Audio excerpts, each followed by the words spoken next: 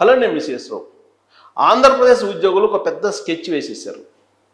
తెలంగాణ ఉద్యోగులు కూడా వేశారు. కాకపోతే రేవంత్ రెడ్డి గారు చాలా క్లియర్గా నన్ను వదిలేసేయండి, నా వల్ల కాదని చెప్పేశారు. కానీ ఆ స్థాయిలో ఆంధ్రప్రదేశ్ ముఖ్యమంత్రి చంద్రబాబు నాయుడు గారు చెప్పలేరు. కాబట్టి ఆంధ్రప్రదేశ్లో ఉండే ప్రభుత్వ ఉద్యోగులు అత్యంత వ్యూహాత్మకంగా వాళ్ళ డిమాండ్లతోటి చంద్రబాబు నాయుడు గారి ముందుకి వెళ్తూ ఉన్నారు. అందులో భాగంగా సూర్యనారాయణ గారు ఆయన్ని ముందు పెట్టారు. ఎవరు ఈ సూర్యనారాయణ గారు అంటే ఇక్కడ కనిపిస్తున్నారు, ఆయన చంద్రబాబు నాయుడు గారు పక్కన కనిపిస్తున్నారు కదా సూర్యనారాయణ గారు. ఈయన జగన్మోహన్ రెడ్డి గారి బాధితుడు. కమర్షియల్ ట్యాక్స్ డిపార్ట్మెంట్లో పనిచేసేటువంటి ఉద్యోగి ఆయన గతంలో చేసిన తప్పు ఏంటంటే నెల 1వ తారీఖున జీతాలు ఇవ్వండి అని చెప్పి ప్రభుత్వాన్ని అనేక సందర్భాల్లో ప్రభుత్వ ఉద్యోగుల సంఘం అధ్యక్షుడిగా అభ్యర్థించారు. కానీ ఎవరు పట్టించుకోవాలి. దాంతో గవర్నర్ దగ్గరికి వెళ్ళారు. గవర్నర్ దగ్గరికి వెళ్ళి మాకు నెల 1వ తారీఖున జీతాలు ఇప్పించండి అని చెప్పి అభ్యర్థించారు గవర్నర్ గారు. గవర్నర్ని కోరితే గవర్నర్ గారి దగ్గరికి పోవడం నేరంగా పరిగణించి ఆ రోజున్నటువంటి జగన్మోహన్ రెడ్డి గారి ప్రభుత్వం ఈ సూర్యనారాయణ గారి మీద కేసులు పెట్టింది. కేసులు పెట్టడంతో పాటు ఆయన కమర్షియల్ ట్యాక్స్లో ఏదో అవకతవకలకు అవినీతికి పాల్పడ్డారని చెప్పి విచారణకు కూడా ఆదేశించింది. ఆయన మీద శ్రీనివాసరావు బండి అనే ఆయన, అలాగే మరికొంతమంది ఉద్యోగ సంఘ నాయకులు ఈయన మీద అనేక ఆరోపణలు చేశారు. అప్పట్లో వాళ్ళెవరు, జగన్మోహన్ రెడ్డి గారికి ఫాలోయర్స్ అనమాట. బండి శ్రీనివాసరావు కానీ, లేదంటే ఇతర కొంతమంది ఆ రోజున్నటువంటి వెంకటరామరెడ్డి అనే అతను కానీ, వీళ్ళందరూ సూర్యనారాయణ మీద అనేక రకాలుగా మీడియా ముందుకు వచ్చేసి ఆరోపణలు చేశారు. ఆరోపణలు చేసి ఆయన మీద కేసులు పెట్టాల్సిందే, ఆయన్ని అరెస్ట్ చేయాల్సిందే, ఆయన అక్రమాలు చేశారు, అవినీతికి పాల్పడ్డారు అనేటువంటి ఆరోపణలు తీవ్రంగా చేశారు. అంటే జగన్మోహన్ రెడ్డి గారి పక్షాన్ని నిలిచి వాళ్ళు పనిచేశారు. ఇప్పుడు ఇదే సూర్యనారాయణ గారిని అదే మ్యాచ్ ముందు పెట్టారు. కారణం ఏంటి? కూటమి ప్రభుత్వం. జగన్మోహన్ రెడ్డి గారు ఓడిపోయారు. మరి కూటమి ప్రభుత్వంలో ప్రభుత్వ ఉద్యోగులకు సంబంధించిన డిమాండ్లు నెరవేర్చుకోవాలంటే కూటమి ప్రభుత్వానికి సఖ్యతగా ఉండేటువంటి, లేదంటే జగన్మోహన్ రెడ్డి గారి బాధితుడిగా బాగా హైలైట్ అయినటువంటి సూర్యనారాయణ గారిని ముందు పెట్టారు. ఈ సూర్యనారాయణ గారు ఏం చేస్తున్నారు? ఇప్పుడు ఒక పెద్ద చట్టాన్ని ప్రభుత్వం దగ్గరికి తీసుకెళ్లారు. వాటిల్లో ప్రధానమైనది ఏంటో తెలుసా? సుమారుగా 22,000 కోట్ల రూపాయలు బకాయిలు ఉన్నాయి ప్రభుత్వ ఉద్యోగులకి. వాటిని మాకు వీలున్నంత తొందరగా ఇచ్చేసేయండి. ఇది వాళ్ళ డిమాండ్. మాకు డిఏలు టీఏలు ఇవి పెంచాలి, పిఆర్సీ వేయాలి. ఆ రోజున పిఆర్సీ కమిటీ వేశారు, కానీ పిఆర్సీని ఫైనల్ చేయలేదు. పిఆర్సీని ఫైనల్ చేశాను, కమిటీ వేయండి, పిఆర్సీని వేయండి, పిఆర్సీని వేసి మాకు జీతాలు పెంచండి. ఇది రెండో డిమాండ్. ఇక 3, మాకు జీపీఎస్ వద్దు, అలాగే సిపిఎస్ వద్దు, మాకు కావాల్సింది ఏంది? ఓపీఎస్. ఈ ఓపీఎస్ని మాకు ఇవ్వండి. ఈ డిమాండ్లు ప్రధానమైన డిమాండ్లు పెట్టుకొని సూర్యనారాయణ గారిని ముందు పెట్టి ఆంధ్రప్రదేశ్ ప్రభుత్వ ఉద్యోగులు ఇప్పుడు ఒక పెద్ద గేమ్కి తెరలేపారు. తెరలేపి అవసరమైతే రాబోయేటువంటి రోజుల్లో మనం ఆందోళనలు, నిరసనలు, ధర్నాలు, బందులు వీటన్నిటిని చేద్దాము అని చెప్పి సూర్యనారాయణ గారిని ముందు పెట్టి వెనక జగన్మోహన్ రెడ్డి గారి బ్యాచ్ ప్రయత్నం చేస్తూ ఉంది. అంటే నేను ఈ మాట ఎందుకు అంటున్నానంటే, సహజంగా నేను జగన్మోహన్ రెడ్డి గారి ఉద్యోగులు, చంద్రబాబు నాయుడు గారి ఉద్యోగులు అని చెప్పి ఎప్పుడూ విభజించి మాట్లాడాల్సిన పరిస్థితి వస్తుందని అనుకోలే. నా 28 సంవత్సరాల జర్నలిజంలో ఉద్యోగులు ఎప్పుడైనా సరే ప్రభుత్వం ఏది ఉంటే ఆ ప్రభుత్వానికి విశ్వసనీయంగా విధేయతగా పనిచేస్తూ ఉంటారు. అందులో ఎలాంటి సందేహం లేదు. కానీ గత 10-15 సంవత్సరాల నుంచి వచ్చినటువంటి అత్యంత దురదృష్టకరమైనటువంటి వాతావరణం ఏంటంటే, జగన్మోహన్ రెడ్డి గారి మనుషులు, చంద్రబాబు నాయుడు గారి మనుషులు. లాస్ట్కి రాజశేఖర రెడ్డి గారు ఉన్నప్పుడు కూడా ఇంత పెద్ద ఎత్తున లేదు. రాజశేఖర రెడ్డి గారు ఉన్నప్పుడు మొదలైంది రాజశేఖర రెడ్డి గారి మనుషులు, రాజశేఖర రెడ్డి గారికి వ్యతిరేక మనుషులు అనేది. బట్ ఈ తరహాలో విడిపోలేదు. ఎప్పుడైతే పేపర్లో వచ్చినటువంటి న్యూస్ మీరు పట్టించుకోవద్దు, పేపర్లు చదవద్దు అని చెప్పి ముఖ్యమంత్రులే ఉద్యోగులకు చెప్పారో ఆ రోజు నుంచే ఈ విష సంస్కృతి ప్రారంభమైంది. సో ఎలాంటి సంస్కృతి ఉన్నప్పటికీ ఉద్యోగులు చాలా మేధావి వర్గం, మిగిలిన వర్గాలు అన్నిటికన్నా కూడా. ఎందుకంటే సంఘటితమైనటువంటి వర్గం అది. వాళ్ళ డిమాండ్లు నెరవేర్చుకునేదానికి ఏదైనా చేస్తారు, ఎలాంటి వ్యూహాన్నైనా రచిస్తారు, ఎలాంటి ప్రయత్నం అయినా చేస్తారు. దాంట్లో భాగంగానే ఇప్పుడు బొప్పరాజు అని ఒక ఆయన ఉన్నారు, ఆయన బండి శ్రీనివాసరావు ఫాలోయర్సు, అలాగే వెంకట్రామరెడ్డి, ఈ బ్యాచ్ అంతా ఇప్పుడు సూర్యనారాయణని ముందు పెట్టారు. సూర్యనారాయణరావు గారిని. సూర్యనారాయణరావు గారు అప్పట్లో జగన్మోహన్ రెడ్డి గారి ఆగ్రహం ఏంటో, లేదా జగన్మోహన్ రెడ్డి గారు కోపం పడితే ఎలా ఉంటుందో చెవి చూశాడు ఆయన. ఆయన్ని జగన్మోహన్ రెడ్డి గారి బాధితుడు అని చెప్పి ఉద్యోగ సంఘాలు, ఉద్యోగులు, అలాగే ఇప్పుడున్నటువంటి ప్రభుత్వం కూడా భావిస్తుంది.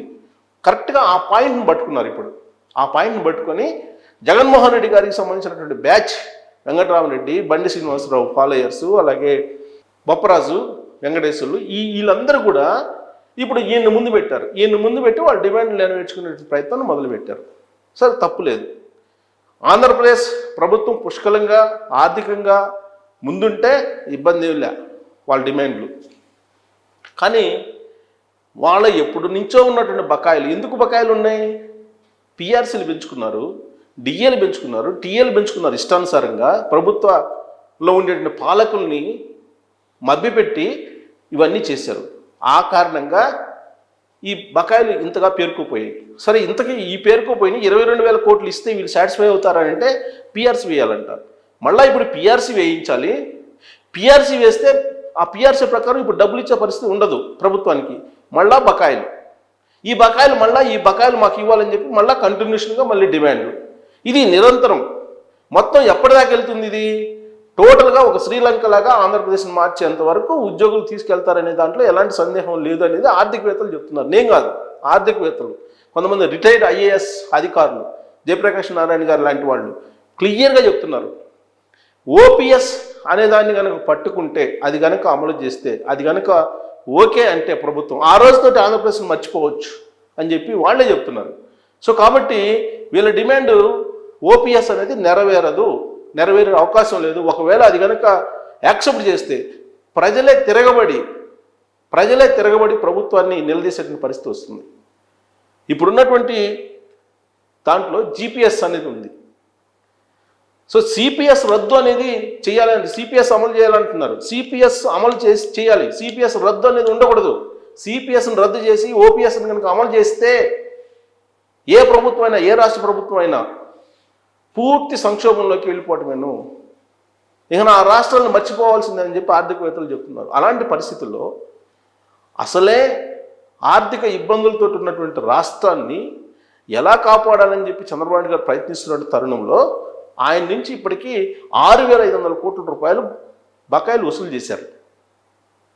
ప్రజాధనం ఖజానాలో పెడితే ఆ ఖజానా నుంచి ఇమీడియట్గా ఉద్యోగులు తీసుకుంటున్నారు, మిగతా అవసరాలకు ఉపయోగించుకోకుండా. ఇప్పుడు మిగతా అమౌంట్ ఇంకా 22,000 కోట్లు ఉందో అది ఇచ్చేసేయండి అని చెప్పి మళ్ళీ ఫైల్స్ మూవ్ చేస్తూ ఉన్నారు. ఒకవేళ అవి మళ్ళా మొత్తం ఇవ్వకపోయినప్పటికీ మళ్ళీ 6,500 కోట్ల రూపాయలు ఇవ్వడానికి ఫైల్ రెడీ అయిందని చెప్పి అంటున్నారు. మరి చంద్రబాబు నాయుడు గారు రేవంత్ రెడ్డి గారు లాగా ఎందుకు చెప్పలేకపోతున్నారు? రేవంత్ రెడ్డి గారు చాలా క్లియర్గా చెప్పారు, గత ప్రభుత్వం చేసినటువంటి అప్పుల తాలూకు వడ్డీలు, అప్పులు తీర్చడానికి కానీ, అప్పులు తీర్చడం కాదు, వడ్డీలు చెల్లించడానికి ప్రస్తుతం జీతాలు బత్యాలు ఇవ్వడానికి మాత్రమే రెవెన్యూ సరిపోతుంది. కాబట్టి నేను ఏమీ చేయలేను, ఏమీ ఇవ్వలేను అని చెప్పి చాలా క్లియర్గా ఉద్యోగ సంఘ లీడర్లకి చెప్పేశాడు రేవంత్ రెడ్డి గారు. అంత తీవ్రంగా చంద్రబాబు నాయుడు గారు కనుక చెప్పకపోతే ఆంధ్రప్రదేశ్ పూర్తి స్థాయిలో శ్రీలంక, గతంలో చెప్పారు జగన్మోహన్ రెడ్డి గారు అధికారంలో ఉన్నప్పుడు ఇదే చంద్రబాబు నాయుడు గారు చెప్పారు, శ్రీలంకగా మారిపోతుంది, శ్రీలంక అయిపోయింది అని చెప్పి. ఆంధ్రప్రదేశ్ ప్రభుత్వ ఉద్యోగుల మాటలు వింటే, ప్రభుత్వ ఉద్యోగుల డిమాండ్లు కనుక పరిగణలోకి తీసుకుంటే ఖచ్చితంగా శ్రీలంక మారే అవకాశం ఉంది ఆంధ్రప్రదేశ్. అంతేకాదు సోమాలియా కూడా అయ్యే అవకాశం ఉంది. అసలు ప్రపంచంలో ఎక్కడా లేని విధంగా ఆంధ్రప్రదేశ్లో ఉద్యోగుల కోరికలు ఉన్నాయి. వాళ్ళు 5 days వర్కింగ్ డేస్ అడుగుతారు, డబుల్ టీఎల్ అడుగుతారు. అసలు వాళ్ళ డిమాండ్లు నెరవేర్చడం అనేది సాధ్యం కాదు. ఒకవేళ ఇవన్నీ నెరవేర్చినా మళ్ళీ కొత్త చట్టాలతో మళ్ళీ బయటకు వస్తారు.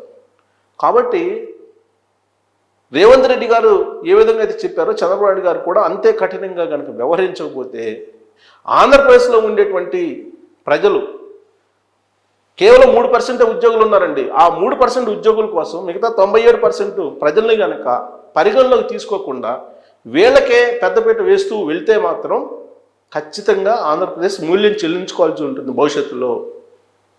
ఇప్పుడు సూర్యనారాయణరావు గారిని బయట ముందు పెట్టి ఆయన ఫేస్ను చూపించి మిగతా వాళ్ళు వైఎస్ఆర్ కాంగ్రెస్ పార్టీకి సంబంధించిన సానుభూతి వాళ్ళందరూ కూడా మొత్తం నెట్వర్క్ నడుపుతున్నారు. ఎందుకు? వాళ్ళ డిమాండ్లు నెరవేర్చుకోవడానికి. మిగతా ఏ రంగానికి సంబంధించినటువంటి వాళ్ళు లేదా మిగతా ఏ వర్గానికి లేనటువంటి మేధో సంపత్తి ఉద్యోగ వర్గాలకు ఉంది. వాళ్ళు ఇప్పుడు ఆ ప్రయత్నం చేస్తూ ఉన్నారు. ఈ ప్రయత్నం నుంచి చంద్రబాబు నాయుడు గారు కనుక చాకచక్యంగా బయటపడకపోతే ఆంధ్రప్రదేశ్లో ఏవైతే అమరావతి నిర్మాణం లేదా సంక్షేమ పథకాలు ఏవైతే ఉన్నాయో ఇవి నెరవేరవు, అభివృద్ధి ఆగిపోతుంది. వీలున్నంత వరకు డోజ్ లాంటిది తీసుకొచ్చి ట్రంప్ అమెరికాలో ఏ విధంగా అయితే డోజును తీసుకొచ్చారో ఎలన్ మస్క్ లాంటి ఒక షార్ప్ యంగ్ టర్క్ని షార్ప్గా ఉండేటతను పెట్టి అక్కడ డోజును పెట్టి డిపార్ట్మెంట్ ఆఫ్ ఎఫిషియన్సీని పెట్టి ఏ విధంగా అయితే ఎంప్లాయీస్ని తొలగిస్తున్నారో ఆ తరహాలో తొలగించకపోతే ఆంధ్రప్రదేశ్లో రాబోయేటువంటి రోజుల్లో ఆర్థిక పరిస్థితి మరింత దారుణం అయ్యేటువంటి అవకాశం ఉంది. కాబట్టి ఉద్యోగులు 3% ఉన్నారు. వాళ్ళు ఏం చెప్తారంటే మేము 10% అంటారు. అది అబద్ధం. 3% ఉద్యోగులే ఉన్నారు. వాళ్ళు ఏం చేస్తారంటే కాంట్రాక్ట్ ఉద్యోగుల్ని, అవుట్సోర్సింగ్ ఉద్యోగుల్ని వీళ్ళందరినీ కలుపుకుంటారు. ఏది అంగన్వాడీలని వీళ్ళందరినీ కలుపుకుంటారు. అందరిని కలుపుకొని మేము ఉద్యోగులు అని చెప్తారు. ఉద్యోగులు అంటే కేవలం పే స్లిప్స్ తోటి టీఏలు, డిఏలు అన్ని రకాల బెనిఫిట్స్ ఎవరు పొందుతున్నారో వాళ్ళే. మిగతా వాళ్ళు అవుట్సోర్సింగ్ ఉద్యోగులు వీళ్ళు ఉద్యోగులు కాదు, పర్మనెంట్ ఉద్యోగులు కాదు వాళ్ళు. ఈ పర్మనెంట్ ఉద్యోగులు వ్యూహాత్మకంగా వాళ్ళ డిమాండ్లు కూడా దీంట్లో పెట్టి మేమంతా 10 లక్షల మంది ఉన్నామని చెప్తారు. కాదు, కేవలం 3% ఉన్నారు. 5 లక్షలకు మించరు వాళ్ళు. వాళ్ళ కోసం మొత్తం రాష్ట్రాన్ని తాకట్టు పెడితే మాత్రం రాబోయేటువంటి రోజుల్లో ఖచ్చితంగా మూల్యం చెల్లించుకోవాల్సి వస్తుంది. కాబట్టి సూర్యనారాయణ గారు ఏదైతే ఫైల్ పట్టుకొని ఒక పెద్ద చిట్టా డిమాండ్స్ని పట్టుకొని ప్రభుత్వం దగ్గరికి రాగానే ఆయన జగన్మోహన్ రెడ్డి గారు బాధితుడు, ఆయన చెప్పేది వినాలి అని చెప్పి కనుక అనుకుంటే టోటల్ రాష్ట్రం నష్టపోయేటువంటి అవకాశం ఉంది. కాబట్టి చంద్రబాబు నాయుడు గారు రేవంత్ రెడ్డి గారి లాగా వ్యవహరించాలనేటువంటి డిమాండ్ ఆంధ్రప్రదేశ్ ప్రజల నుంచి వస్తుంది. మరి చంద్రబాబు నాయుడు గారు ఆ విధంగా వ్యవహరించగలరా అనే దాని మీద మీరు కామెంట్ చేయొచ్చు. Thank you.